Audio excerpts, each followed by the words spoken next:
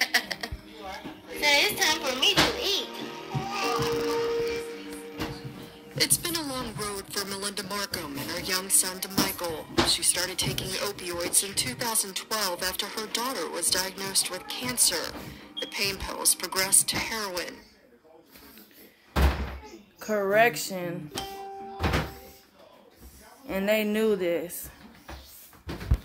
Let me fix this because this ain't right.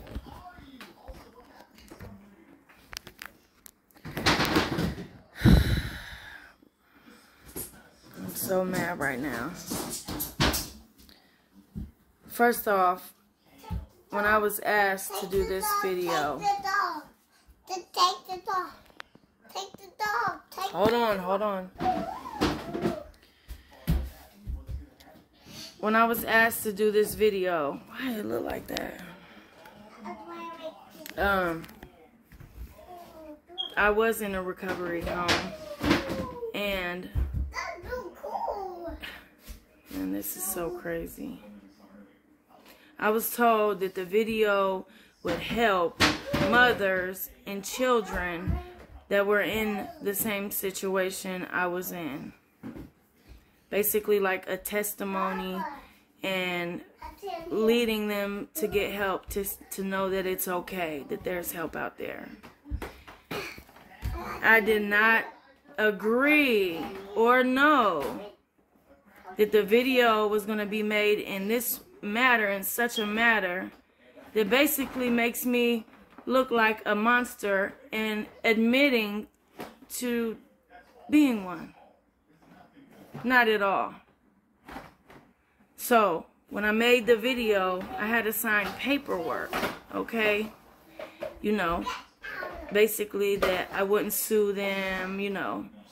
And at the time, actually always, I give people the benefit of doubt that they are good people and have good intentions. Well, I'm learning rather hardly that that's backwards. No longer do people have good intentions up front. They usually have a motive.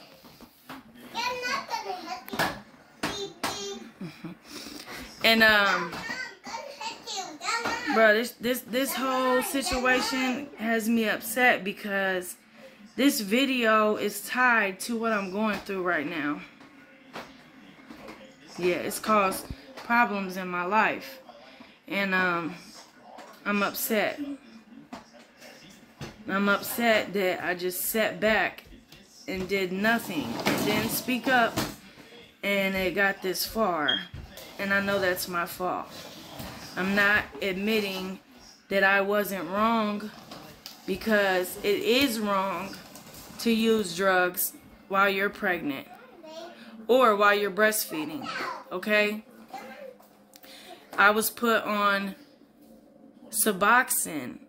My belief also with that, and I was told that I didn't know that much about recovery. I just know that I didn't want to take drugs anymore. Also, I wasn't homeless when I showed up to First Step in Cincinnati. I was living with his father, okay? And I didn't get in trouble. I wasn't forced. Matter of fact, the only reason I even ended up at that place after when I found out I was pregnant, I reached out for help to all kind of recovery centers. I went to my doctor's appointment with drugs in my system that I was taking so that they would see and verify it and do something about it. I asked all my friends and family for help. No one wanted to help me. No one did help me. A situation happened, I believe, that saved my life.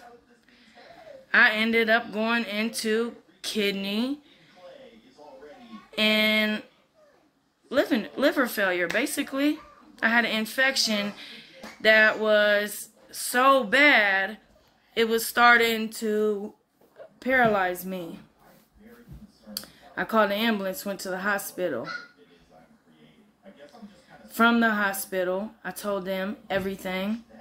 I went from there to First Step Home with the nightgown that I had on when I called the ambulance and went to the hospital. And that was it. Okay? Now, do I regret? Do I feel guilty? Yes, I do. But I also believe that it saved my life. Because right before my daughter was diagnosed with cancer is when I started using. I was always just smoking weed and drinking. And his father was prescribed pain medicine for an injury that happened to his shoulder, and he had surgery on it. He was taking the medicine. Eventually, with my brother and his girlfriend and his father, we went from pain pills to, what are them? Not Oxycontin, Opanas. When those were taken off of the market, we went to stronger things. Alright? So when my daughter was diagnosed,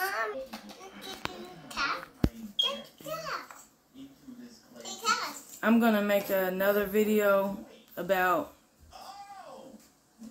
everything.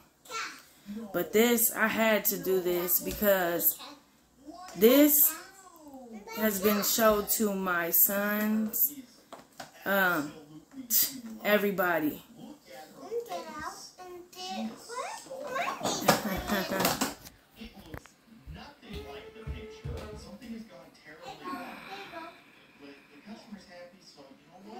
I worked hard to get to where I am right now. All I wanted was my kids, and I've always been stopped. And I'm not perfect. I don't know what I'm doing half of the time, but I do it. Now, lately, over these past few months, because I know that something ain't right, something's going on behind my back, like, it's literally been stressing me out so bad and consuming me. I know I haven't been the best mother because I'm distracted most of the time. And I want this to end. I want my life back. I want my kids back. I don't want to clean. I don't want to do nothing.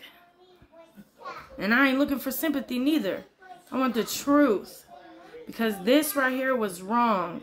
And I should have said something a long time ago. For real. So yeah. And my daughter was 6 when she died. Okay? They had all this information. They took pieces of the interview they did with me and they made it in this matter. You can even tell Gail, the doctor, was trying to make it seem like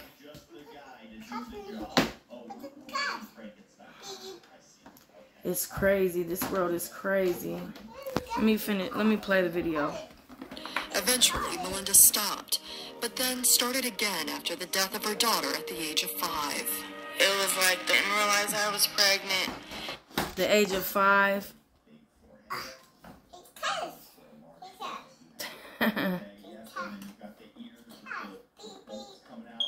And it was like the worst that it had ever been. They just went straight to that. Not the question they asked me, not how I responded, just this right here, right? My daughter was 6 when she died.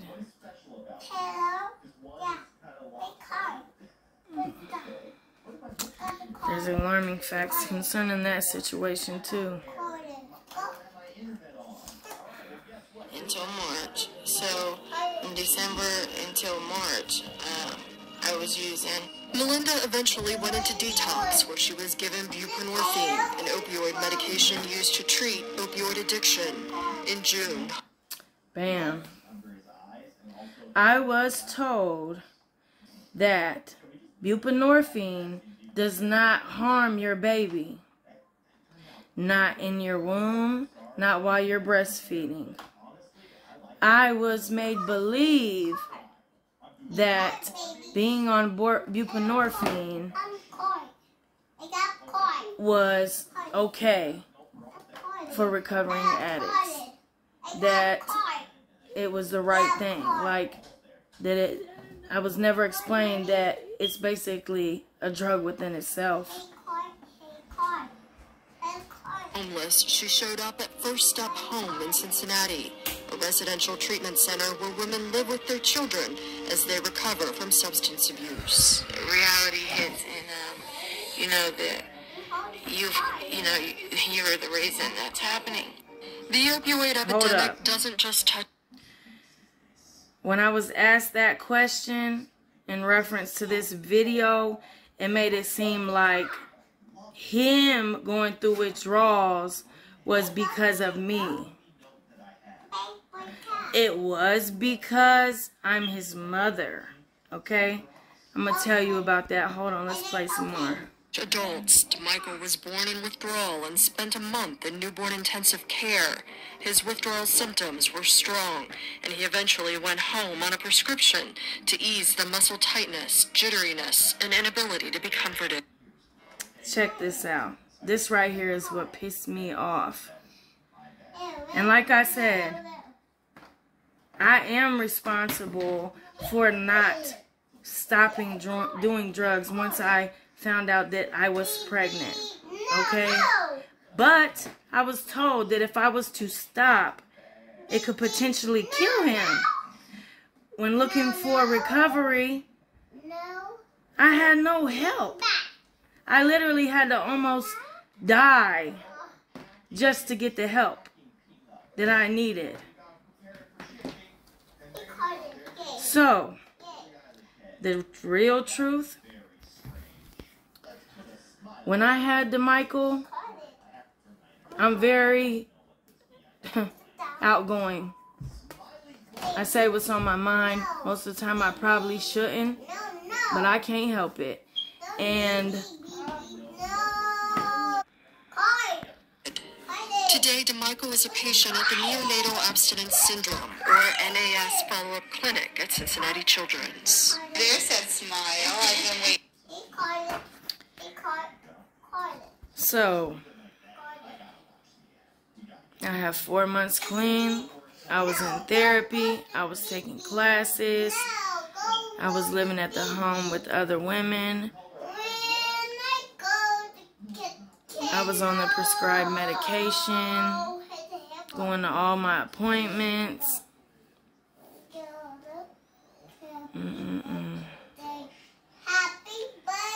Cincinnati Children's has some of the best doctors in the world. They're also a research hospital. They're a very good hospital.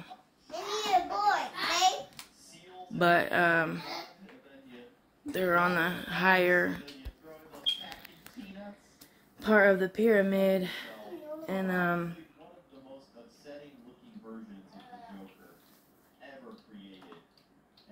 I have to be careful exactly how I word this. Oh my God! Hey, Barbie, the belly. Look up. Somebody gotta say something. So, when DeMichael was born, I was a resident at First Step Home. They had rules where you couldn't stay at the hospital with your baby, that you had to leave your baby there, come, check in, go to class in the morning, and then go back to the hospital. I wasn't down with that. I was not down with that, so I went to whoever I needed to get permission and approval to stay with my son, because I knew something wasn't right because of opinions about me and who I was in my past. DeMichael was scored for withdrawal. If he would have passed, he would have left that hospital in 3 days with me and went back to First Step. They didn't want him to leave with me.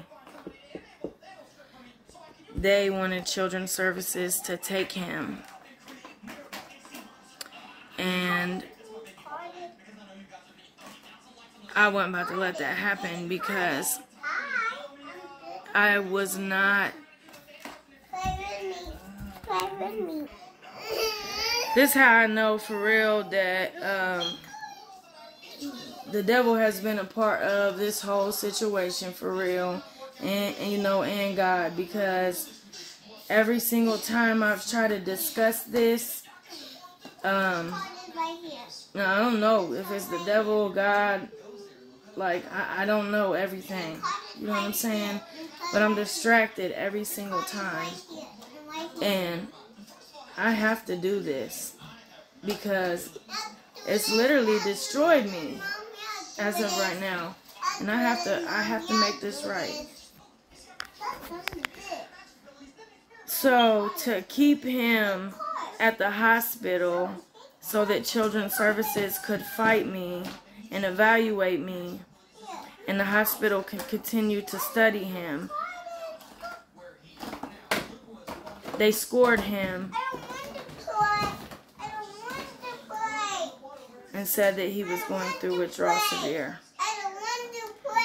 Because I had to follow the rules of First Step, and the agreement was I could stay at the hospital if I came there and I did a class from a certain amount of time or something to, like, I'm going to have to go back and look, right? Because of that, it gave the hospital upper hand, and I had to sign a paper once again stating that they had permission to treat him if anything were to happen and I wasn't present, okay? That paper actually gave them permission to do whatever they wanted. So, without my permission, without my knowledge, I came to the hospital and Michael was on methadone. The videos and pictures I have of that.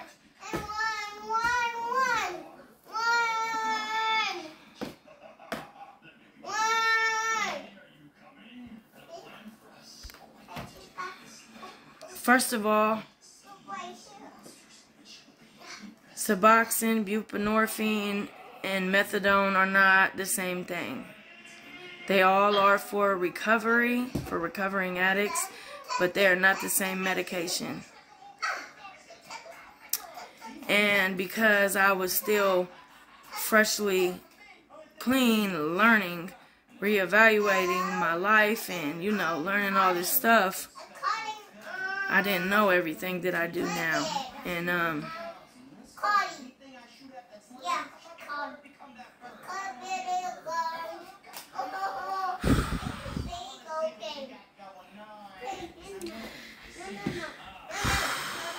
so,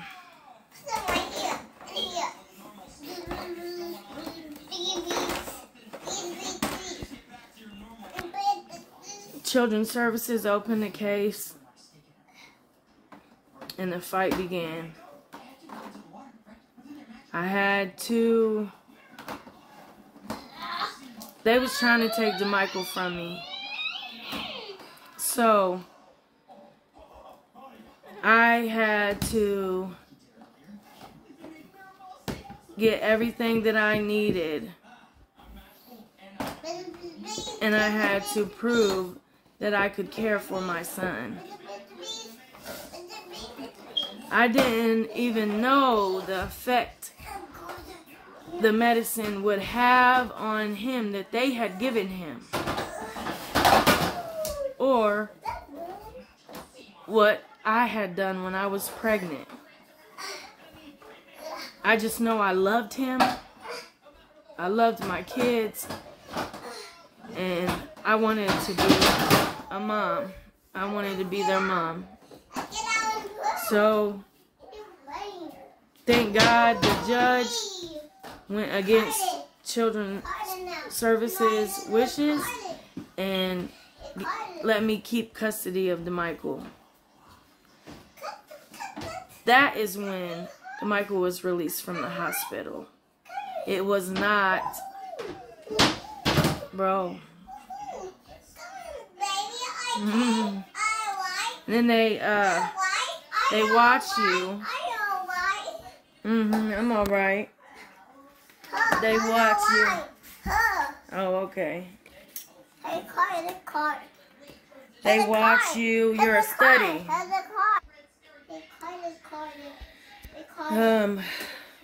I had a lot of follow-up appointments.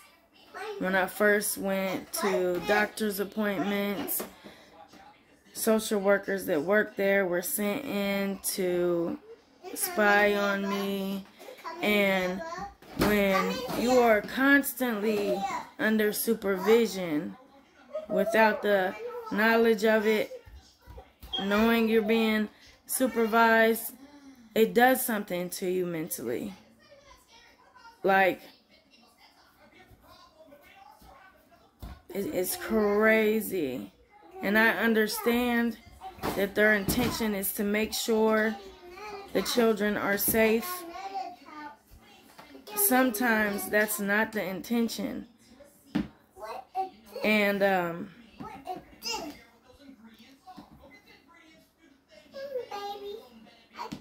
eventually, of course, I stayed clean and I stayed sober.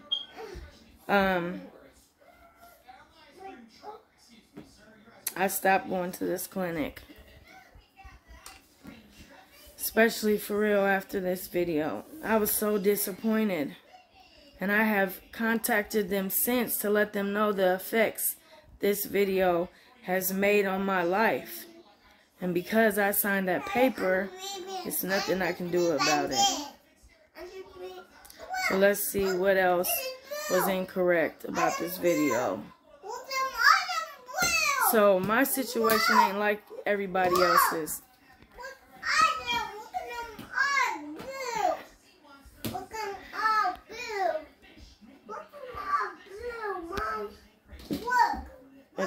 It's paint. It's paint. It's dried up paint. Some situations, the mothers and the fathers, you know what I'm saying, just probably do just stay sober until no one's looking, okay? But my real goal and my real intentions and my real purpose was to reunite my family, continue getting my life together, fix and solve any conflicts and problems I had, and move forward.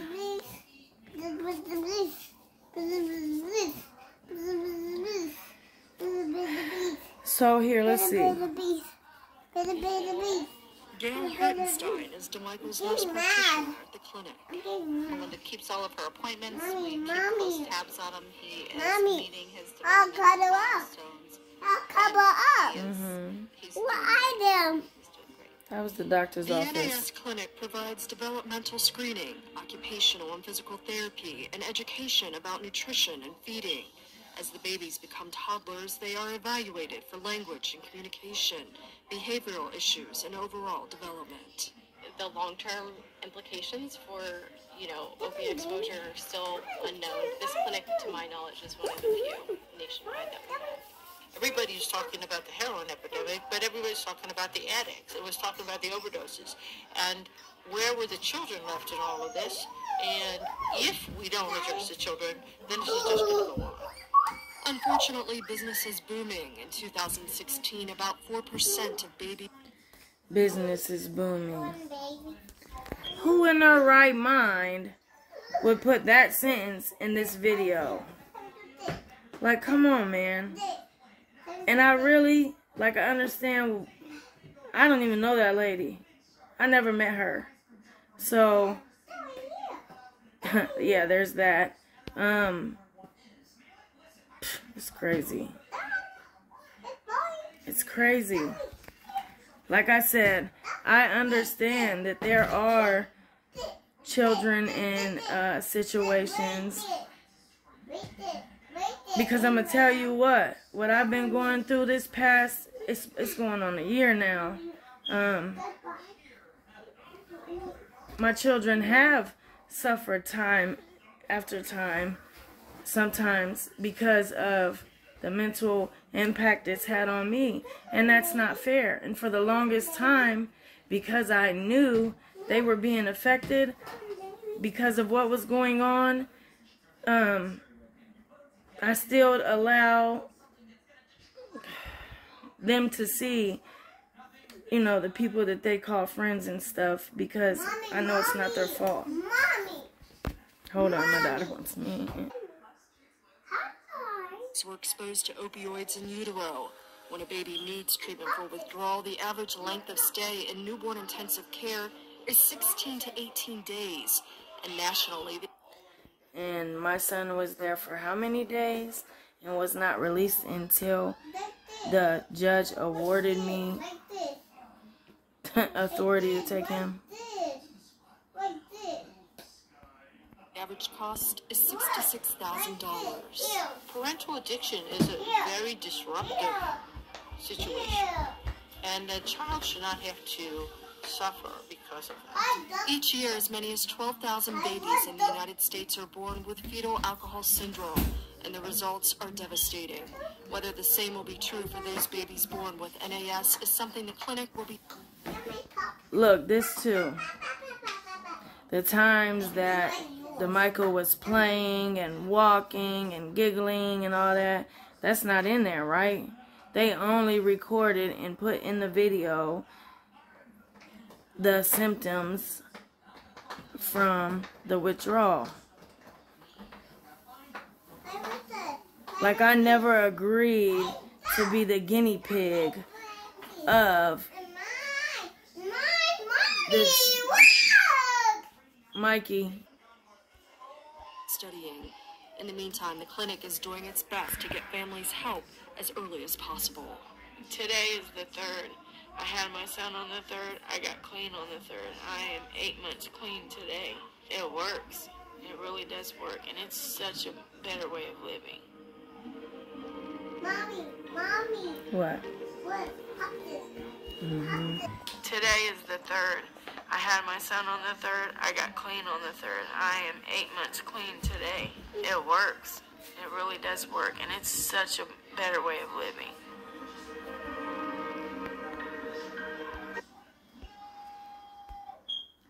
So yeah, Hey, Papa, I'm gonna dum. I had to Dum. defend.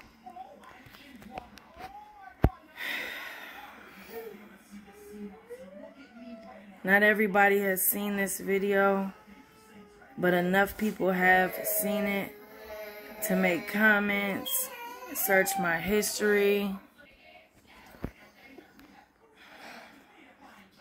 Because I'm starting to be followed around, because my children were reached and their whole relationships changed with me, because of the loss of respect, is the reason why I'm showing this video. Mommy, Mom. It's a shame. What?